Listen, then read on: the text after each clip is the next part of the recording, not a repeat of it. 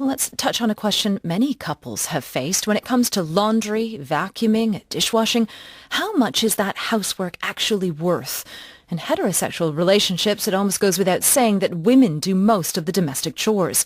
It's something that the British pop singer Alicia Dixon complained about in her hit single from 2008, The Boy Does Nothing. Does he wash up? Never wash up. Does he clean up? No, he never cleans up. Does he brush up? Never brushed up.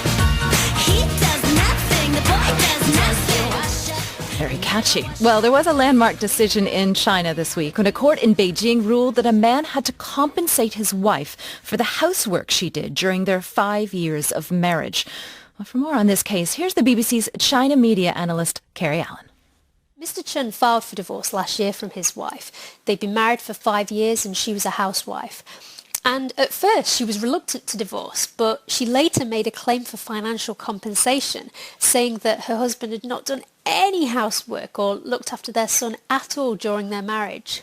Now, she was able to do this because at the start of this year, China's civil code was introduced.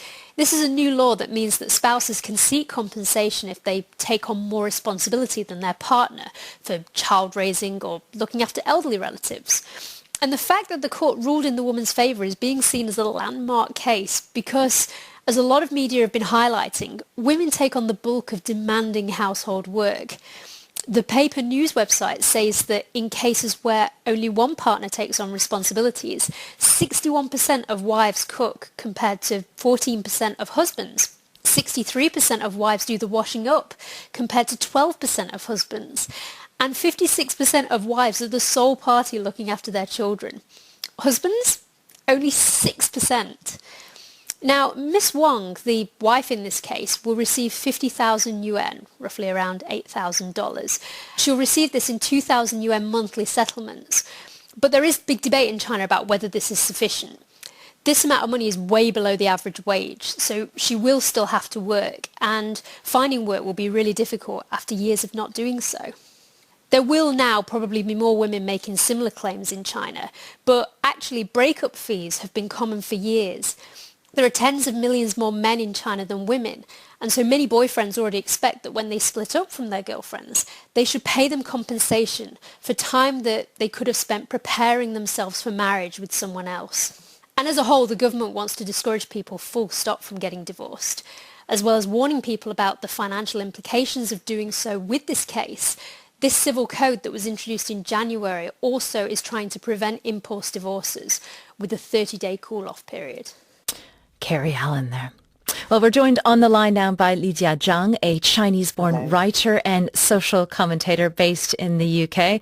Lijia, hello. What's your reaction to this case and the verdict? Well, I'm very happy. As you said, it was really a groundbreaking decision.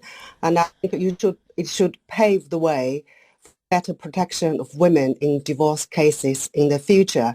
And hopefully it will also address the issue of unbalanced household, workload within the house. And as the last guest mentioned, Chinese women do far more. One survey suggested that women take up more than 3 times more housework than men. But do you think the woman was awarded the right amount of money? As Carrie mentioned, 2,000 yuan a month is really not very much. No, it is not very much. Many people made this point on their social media platforms. But it is significant because it is the first time a court recognized the value of the housework. The judge in this case, called Fen Miao, she described housework as intangible property value. So I think this is a really groundbreaking.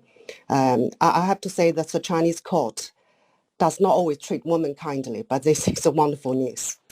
Well, let's open up this discussion to our guests who might have some questions for Lijia or some thoughts of their own. John Nilsson Wright. Yeah, it's a fascinating story and really welcome that the judge has made this ruling. Do you think it's going to have any impact on the way men behave in marriage in China? Are we going to see more men explicitly taking on more housework because they're concerned about these sorts of decisions? This court ruling alone probably will not achieve that, but this is certainly a positive development, the right way to go. And I think overall things are changing in China. The Me Too movement hasn't become a movement in China, but it has certainly encouraged women to speak up. For example, recently a celebrity singer called Tang Weiwei, she made a song criticizing domestic violence, and another lady comedian called Yang Li, she openly attacked male chauvinism. So I think those are positive development, and have to say that the authorities do listen and respond to public opinion sometimes. Julie Norman. Yeah, well, thanks so much. This really was a very interesting story. And, I think having this ruling come first from China was something that I at least didn't expect. And there's been a lot of movements in the US and the UK by at least some women's groups to have unpaid labor, so to speak, recognized and quantified. I was wondering if you think this kind of ruling might have an effect outside of China and maybe inspire some activists and movements in, say, the UK or elsewhere.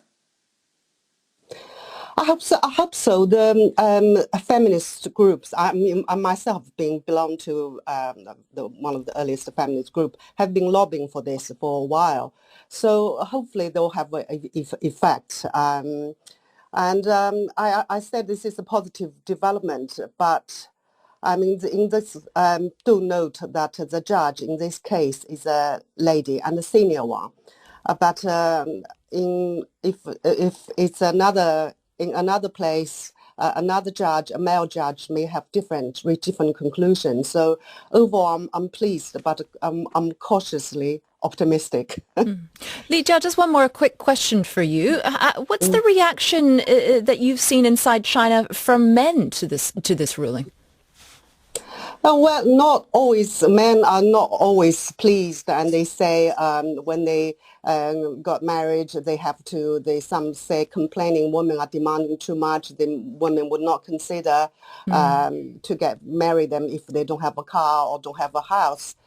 But if anything, I hope men can learn to do more housework, and women can learn to be more independent. For example, keep their job after marriage. Okay. Take the lesson that marriage is not iron rice bowl, 铁饭碗. It's not job for life. Okay, not a job for life. All right, thank you very much, Li Jia Zhang, Chinese-born writer and social commentator based here in the UK. You are listening to Weekend on the BBC World Service. Do stay with us.